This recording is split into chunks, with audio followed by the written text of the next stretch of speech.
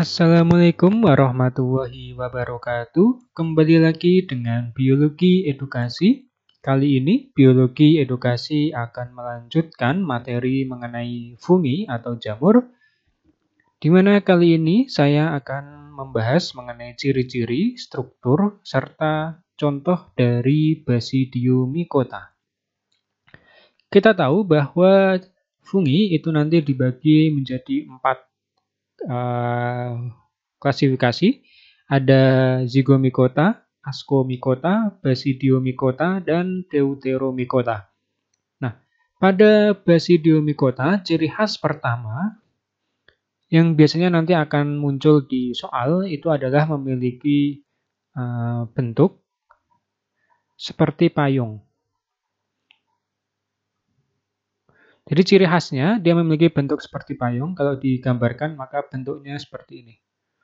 Nah, ini sudah pasti dia akan masuk ke dalam golongan Basidiomycota.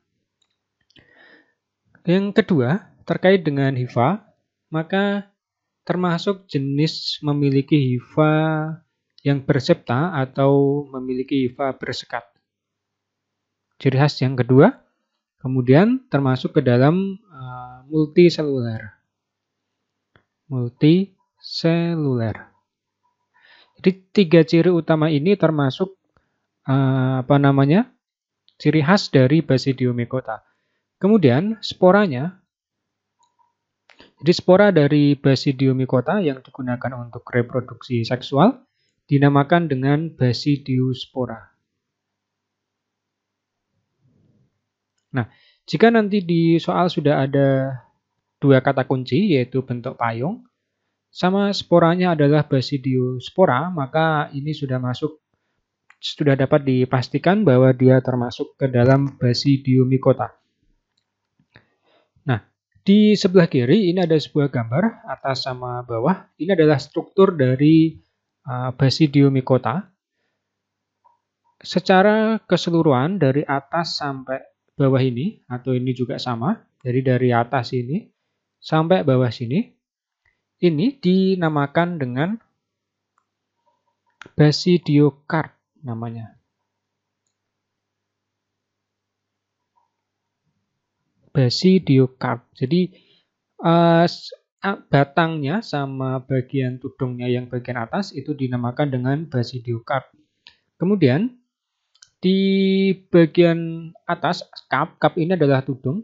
Kalau di dalam nama ilmiahnya adalah Pileus ini, namanya adalah tudung, sama di Indonesia kan ya. Di sini juga ada namanya scale. Scale itu kalau digambar adalah bentuk yang ringgit-ringgit. Di bagian atas namanya adalah scale. Kemudian di bawahnya itu nanti ada struktur seperti cincin yang melingkar di bagian ini. Ini dinamakan dengan annulus atau cincin. Namanya annulus. Kalau di sini tidak ada. Kemudian tangkainya, batang dari Basidiomycota dinamakan dengan stem atau stape. Kalau di sini namanya stip atau start, sama ya. Namanya stape. Ini biasanya sih tidak keluar di soal. Saya ini masuknya sudah ke materi kuliah. Kemudian yang bawah cup atau vulva. Vulva itu adalah bagian bawah ini yang membentuk seperti mangkok di struktur dasar. Nah, kalau pada gambar ini, bagian yang ini, nah ini adalah tadi yang bagian cincinnya annulus. Kemudian bagian bawah yang di bagian sini, ini dinamakan dengan cup atau vulva. Bawah adalah micelia, di mana micelia itu terbentuk dari yang namanya hifa. Sekarang kita fokuskan ke gambar di bagian atas ini. Ada yang namanya gill. Namanya gill. Gill itu kalau dilihat pada gambar ketika kalian melihat jamur, misalnya jamur tiram dan kawan-kawannya, di bagian bawah itu kayak ada struktur seperti insang pada ikan. Nah, ini dinamakan dengan gill. Kalau ini nih, gill atau lamela. Di bagian gill ini nanti ada struktur yang dinamakan dengan basidium ini.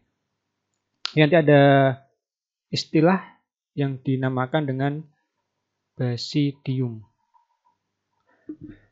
Apa itu basidium? Nah, Basidium ini adalah lokasi terbentuknya spora.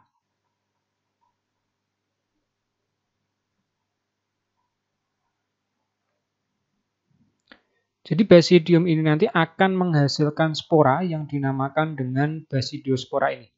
Nah, setiap satu dari basidium maka nanti akan menghasilkan 4 spora. Jadi kalau dilihat pada gambar ini ada 4, 1, 2, 3, 4, 1, 2, 3, 4 spora yang terbentuk, di mana sporanya dinamakan dengan basidiospora. Nah, jadi itu ciri-ciri dan struktur dari Basidiomycota. Kemudian saya lanjutkan ke contohnya. Contoh dari Basidiomycota yang pertama ada Lentinus edodes. Ini gambarnya yang nomor 1 di bagian atas ini.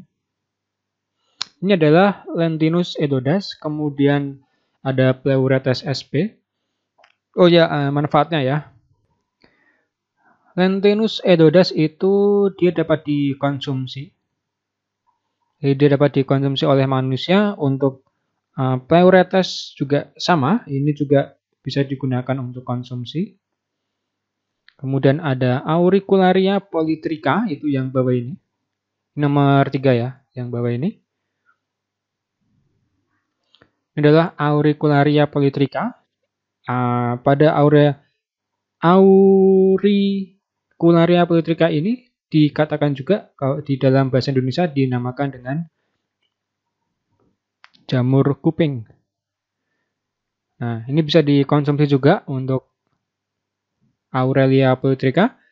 Ganoderma aplatum itu yang bawah, ini nomor 4 yang bawah ini. Nah, Ganoderma ini biasanya dia hidup pada batang kayu, pada Ganoderma ya. Kemudian ini tidak bisa dikonsumsi kalau yang ke Ganoderma. Ada Amanita muscaria. Amanita muscaria itu yang ini. Warnanya, jadi jamurnya warnanya merah mencolok seperti ini dengan bagian di atasnya ada bintik-bintik putih seperti ini. Biasanya kalau pada Amanita ini dia tumbuhnya itu di kotoran ternak. Biasanya di kotoran sapi dan seterusnya. Yang atas ini ukurannya kecil.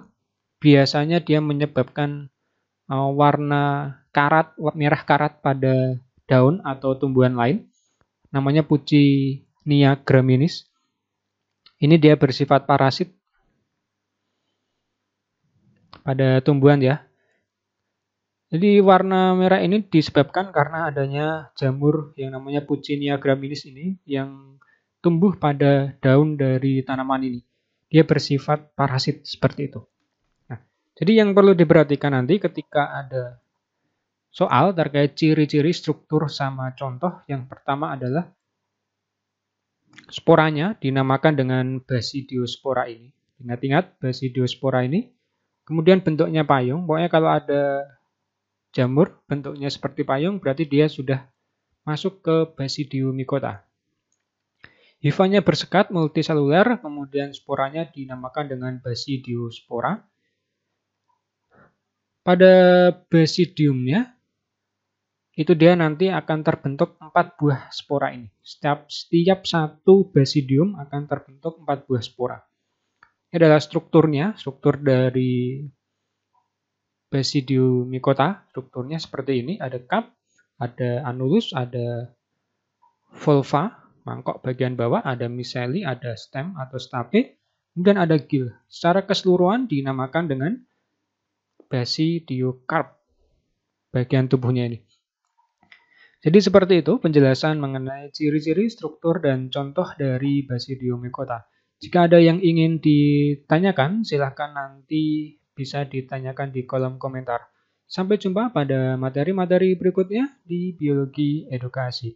Wassalamualaikum warahmatullahi wabarakatuh.